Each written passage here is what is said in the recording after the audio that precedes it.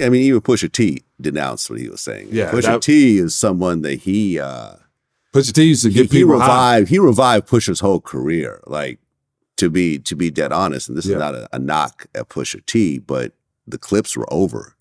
And, the clips were done. They'd broken up.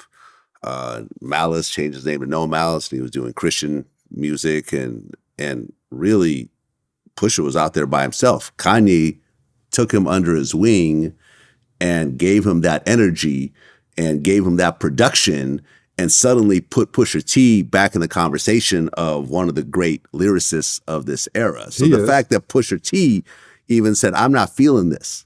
Exactly. Says a lot.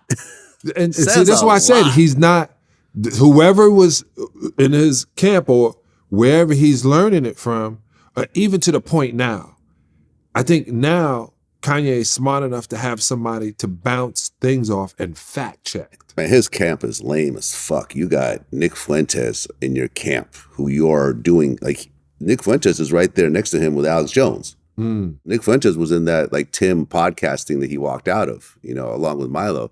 Nick Fuentes, and I've said this, like, to all the women out there who are supporting Kanye right now, know that his best friend, Nick Fuentes, believes that women should not have the right to vote.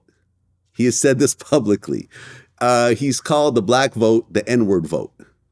He's compared, the gas chambers and Jews getting killed to cookies in the oven. Like this is not somebody who you really just want to, look what happened to Trump just having this dude at his dinner. Like, he's having to backtrack and say he didn't know who he was, even though you got a Secret Service that vets every single human being that comes near you. But they only vet him not to have a gun or a knife or not trying to kill him. I think there's a little more vetting than that. This is another thing. I think the Secret Service will do a background check on someone before. Yeah, before but I don't think he knew. I really did. Now, I'm not here to defend Trump. The way Trump is, Kanye's coming. You got to realize when you're dealing with him, you're not going to be able to tell him what to do. He can't say, hey, this guy with Kanye did it. He's not going to listen. Okay, maybe you're right, maybe you're wrong. I don't know. Trump's not going to listen to that. Trump, you can't base what Trump is saying on what the actual truth is, but who knows? Maybe he did, maybe he didn't. And listen, I am close to people that have known Kanye for like 20-something years. And Kanye switches up his crew like every few months. Yeah. You got all these, you got the Jason Lees around him, you got the John Monopolies around him. Yeah, you got, this guy, is part of his team, Sci-Hi the Prince, and then 6 months later, none of them, suddenly he's hanging out with Antonio Brown.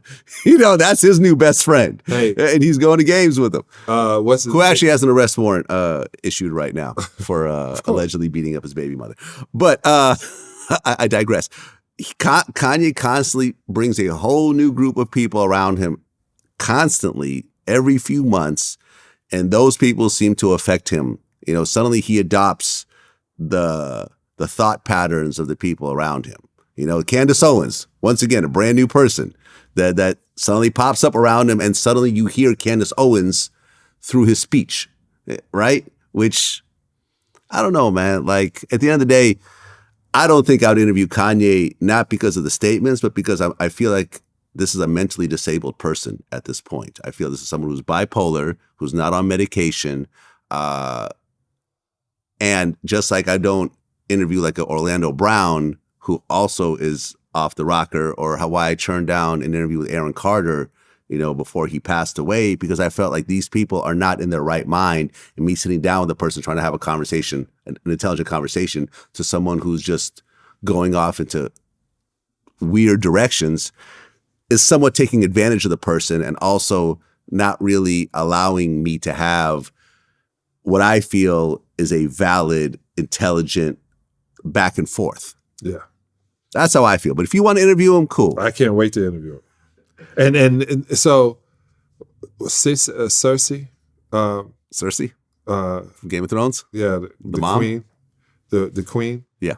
You see how she kept changing the small group of people. She would change to this person, they brought this guy from this, and when you don't agree with them, they're gonna set up a crew around them that agrees with what they say and is complicit. That's what's happening right now. Who are blinded by fame and drunk in its